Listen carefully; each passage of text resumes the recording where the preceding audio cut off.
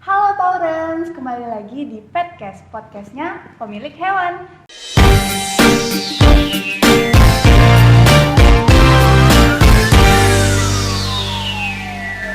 Halo Taurens, kita lagi ada di Satwa G Intensive Care. Ada apa aja sih di dalam? Yuk ikutin.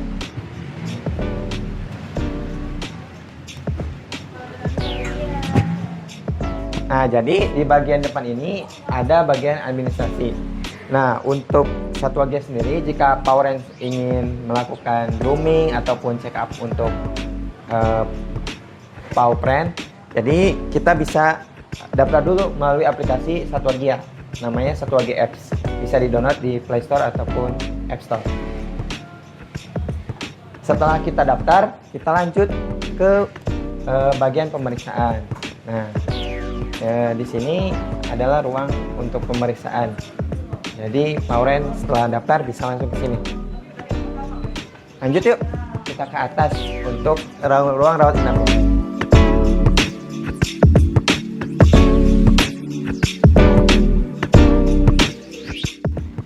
Nah, ini dia ruang rawat inapnya untuk virus.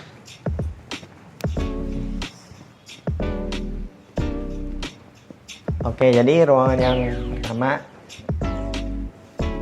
ini adalah ruangan untuk khusus virus pernapasan.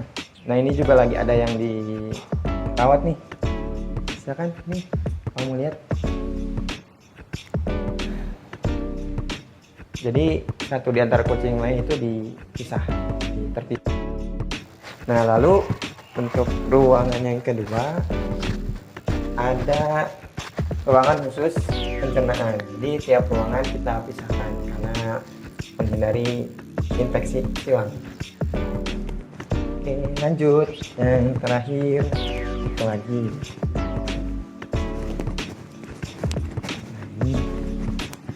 Nah, ini kenapa dia di luar? Ini adalah kucing yang sedang diobservasi.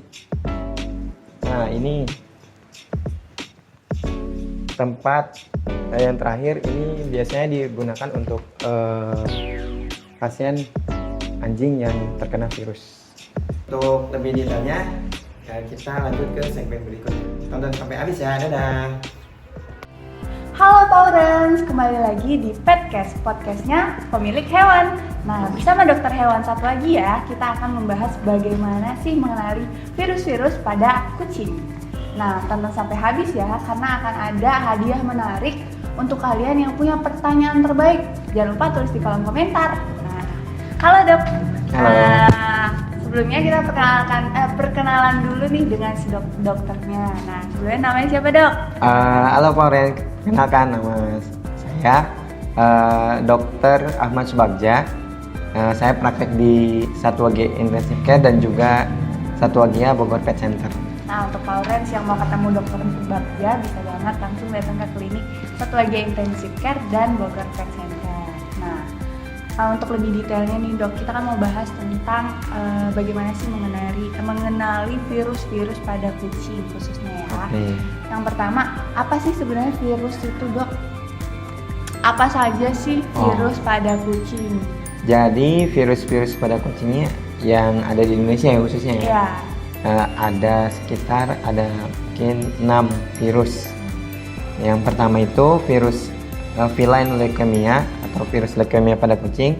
Yang kedua itu virus imunodefisiensi pada kucing. Yang ketiga itu virus herpes pada kucing. Yang keempat panleukopenia dan yang kelima kalisivirus. Dan yang terakhir tapi jarang itu virus rabies pada kucing. Oke. Nah, dari keenam virus itu ciri-cirinya ini seperti apa sih dok? Jadi yang pertama tadi virus imunodefisiensi. Jadi virus imunodefisiensi ini karena dia menyerang sistem pertahanan tubuh, maka yang muncul adalah dia akan drop. Dia tidak spesifik. Jadi awalnya drop, kemudian dia muncul infeksi sekunder oleh bakteri, bisa flu, bisa diare dan lain-lain. Terus yang kedua mirip-mirip dengan yang pertama itu virus leukemia. Itu juga menyerang sistem pertahanan tubuh, terutama sel darah putih. Jadi awalnya drop, tapi si virus ini itu lama muncul gejalanya. Jadi nggak langsung ketahuan nih baru sehari terinfeksi langsung ketahuan, tapi lama. Nah, untuk yang ketiga itu virus herpes. Nah, virus herpes ini biasanya menyerang sistem pernapasan. Jadi yang muncul ada flu, batuk.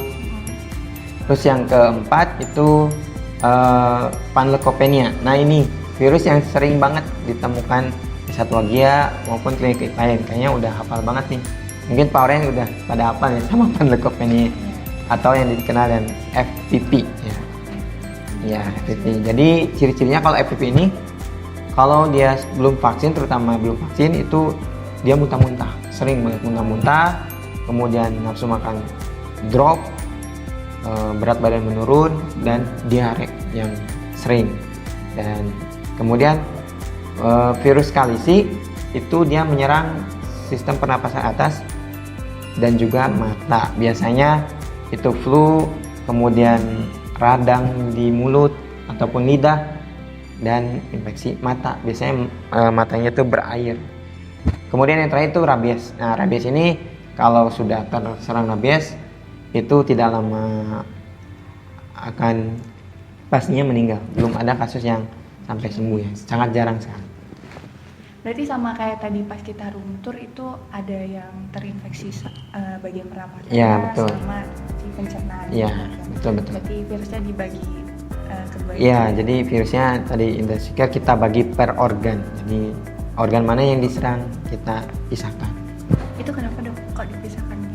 Karena kenapa dipisahkan? Karena untuk mencegah adanya infeksi silang ya. Jadi takutnya jika misalkan dia terinfeksi virus kalisi ya karena pernapasan, terus dia disimpan di pencernaan. Ya. Nah, dikhawatirkan itu selain kalisi dia akhirnya terinfeksi sama panle juga. Itu yang kita yang kita pisahkan, tujuannya seperti itu. Sebelum lebih jauh nih dok mengenai virus, sebenarnya kalau penyakit yang terinfeksi virus sama bakteri itu perbedaannya seperti apa sih dok? Untuk perbedaannya untuk virus dan bakteri itu nggak spesifik ya. Jadi harus dilakukan tes lanjutan seperti jika kita curiga dia kena virus, kita lakukan tes kit yang tersedia. Misalkan kucingnya diare nih, nah ada kemungkinan nih antara dia cacingan kah, ataupun virus ataupun protozoa. Nah, bisa dilakukan dengan pengecekan melalui tes kit panleukopenia, ataupun kita cek di bawah mikroskop apakah ditemukan telur cacing atau tidak. Jadi begitu, jadi tidak spesifik.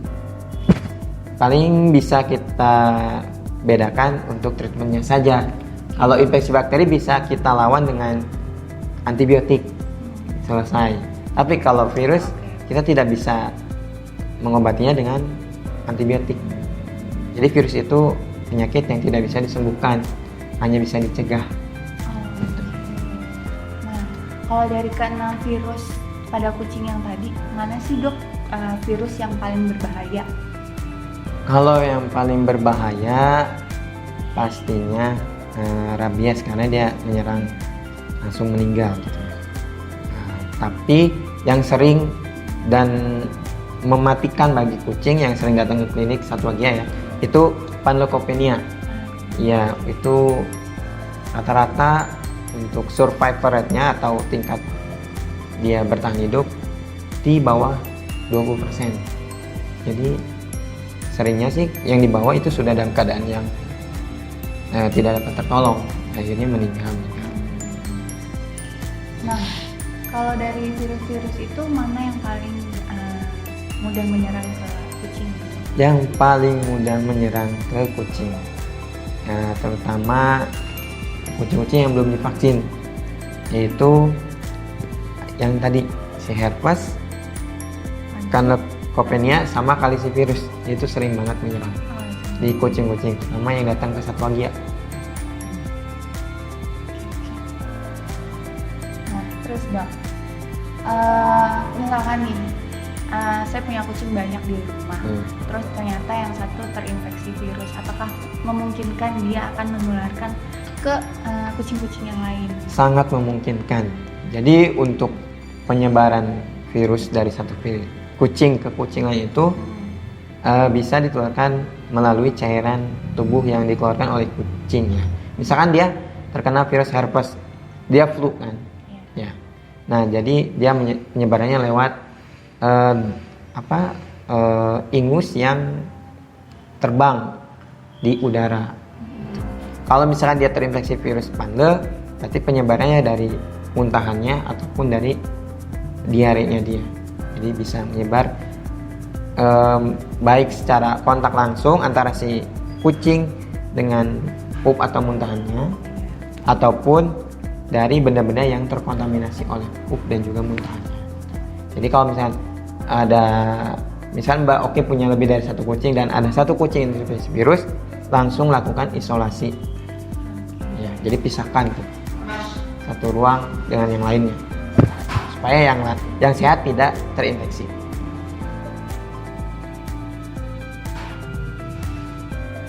Oke, nah biasanya dok, bagaimana sih tindakannya untuk pencegahan terhadap si serangan virus ini?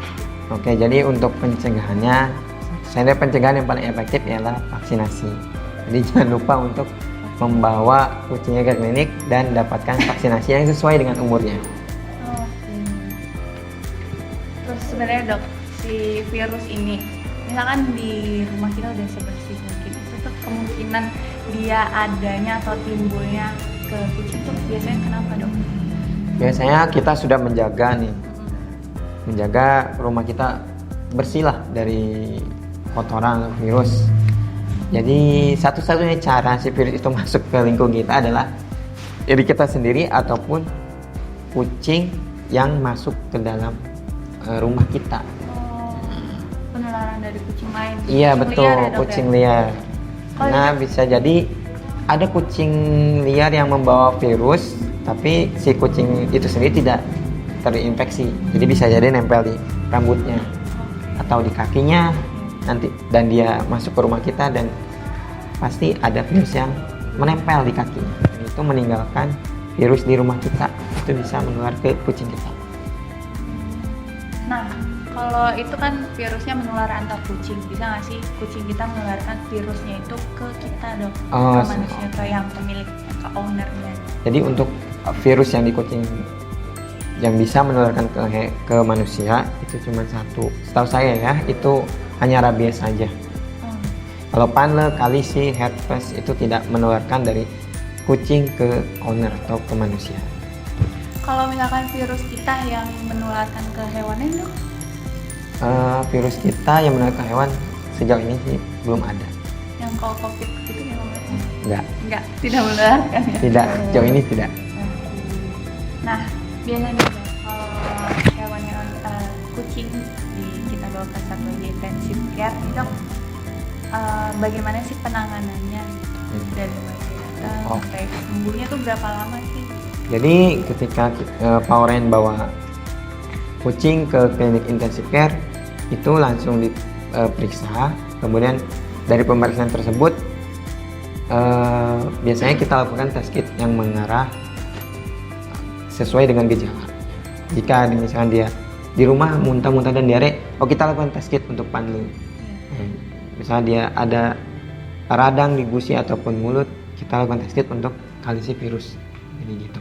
Kemudian setelah masuk, langsung kita infus biasanya. Karena yang datang umumnya sudah dehidrasi.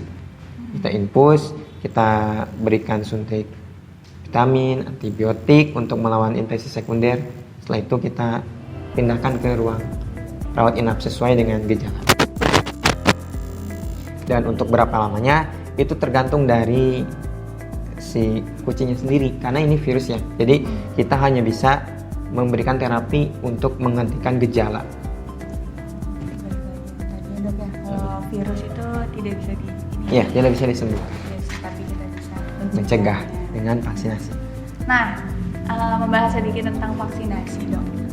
Sebenarnya apakah vaksinasi lengkap juga dapat benar-benar mengurangi resiko untuk tidak terkena virus kah atau gimana? Ya, jadi untuk vaksinasi sendiri itu sangat mengurangi resiko ya. Bukan berarti tidak ada kemungkinan dia terinfeksi. Jadi masih ada sedikit nih untuk dia terinfeksi virus yang ada di vaksin. Tapi si vaksinasi ini bisa mengcover sekitar 90% protektif untuk dirinya, untuk si kucing.